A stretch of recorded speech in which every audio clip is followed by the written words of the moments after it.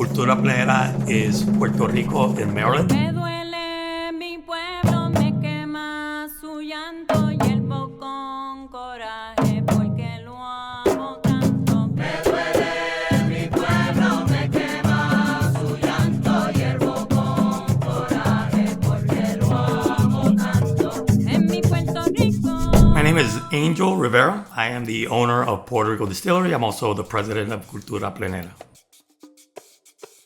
What we want to do with our work is provide a space for people that want to understand and enjoy the Puerto Rican culture.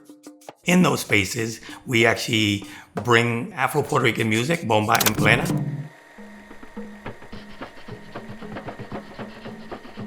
Plena was born in Puerto Rico at the beginning of the 19th century, in a time where there was that dynamic of the worker struggling for a fair wage, precisely when a lot of people were losing their land to sugarcane plantations. And one way that they would retain their sense of dignity and family and community, having a space where they would get together and play music.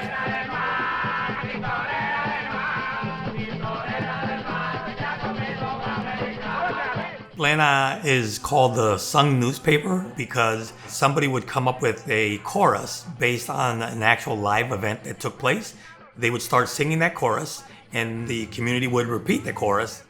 So it really is the musical background to the gathering of the community. So plena is played with hand drums. Typically, the tempo of the song is kept by the larger drum. It's called seguidor. Seguidor in Spanish means to follow. And so it'll be like 1, 2, 3, 4. That's simple. However, there's embellishment that's done with the other hand. And then the chorus gets introduced. Tintorera del mar, tintorera del mar, tintorera del mar, que se ha comido un americano.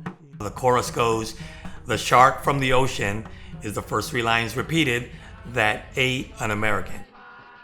I think that the song caught on because a lot of people that were singing them were the type of people that were not treated very well, not paid well, were being kicked out of their lands. And in that incident, they actually saw karma coming to some of those people that were doing them harm. Tintorera del mar, tintorera del mar, tintorera del mar, que se ha comido un americano. ¡Coro! Tintorera del mar, tintorera del mar, tintorera del mar, que se ha comido. When they're performed, they are performed by family and community members in gatherings and get-togethers that allow them to celebrate and also allow other people to join them in their celebrations. It is the most beautiful form of community engagement that we can have. Tintorera del mar, tintorera del mar, tintorera del mar, que se ha comido un americano. Wherever you have plena, wherever you have Puerto Ricans celebrating, there usually is pitorro. Pitorro is the name that we use in Puerto Rico for moonshine. The special thing about pitorro is it is a way that we socialize. Yes, you are savoring something that is delicious, but it is really about enjoying something good with family and friends. Crystal, my youngest daughter, and I opened Puerto Rico Distillery in Frederick, Maryland. When you walk into our distillery, you'll see a lot of cultural elements because we want people not only to enjoy a good rum, but we also want them to understand the history behind it. Learning about the tradition of pitorro got to be another extension of staying connected with our culture, which has to be done intentionally. I'm doing a practice that my dad did, that my abuelo did. I even found out that my great-grandmother did. By continuing the practice, I feel even more connected. I say that the best pitorro you'll ever have is the pitorro you flavor yourself because you're flavoring to your likeness and sweetness.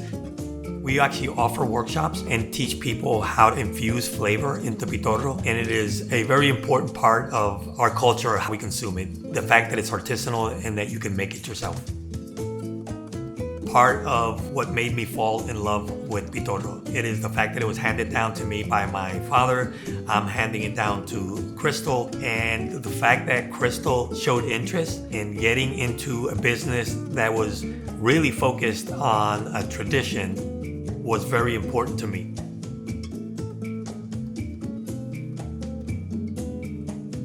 Oftentimes, I'm connecting with other Puerto Ricans that are living in the diaspora, and the one common thread is that desire to stay connected with the culture. How each person handles that is different, but for me, starting a business that promotes and proliferates the Puerto Rican culture was how I approached it.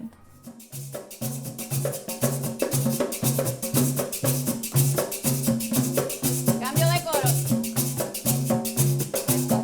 Puerto Rico, es mi tierra natal. No la cambio por ninguna, aunque me paguen. I feel super fortunate to be in a position to have enough knowledge and enough understanding about these traditions to be able to hand it down to my daughter firsthand. I also feel a responsibility to those people that don't have that knowledge or don't have that experience that also want to hand down the tradition. Pa is full of joy. He puts on these big events to bring community together. He makes sure that everyone has that sense of community, and he does it everywhere that he goes. I had the honor of having Cultura Plena make a cabezudo of me. Cabezudos are done of people that have contributed somehow to Puerto Rican culture and history, and for me it's an honor that Cultura Plena has a cabezudo in my likeness.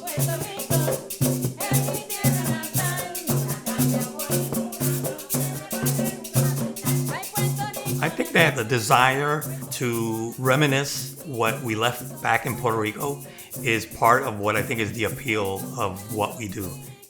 We miss the music that we left behind. We miss the culture. We miss the family members. We miss how the communities were very open and welcoming. And that is part of what we try to replicate here. The most sincere compliment that we get is when people tell us at our events that they forgot that they were in Maryland for those 4 or 5 hours and they felt as though they were in Puerto Rico. That to us is just a beautiful expression of us achieving the mission that we set out to do.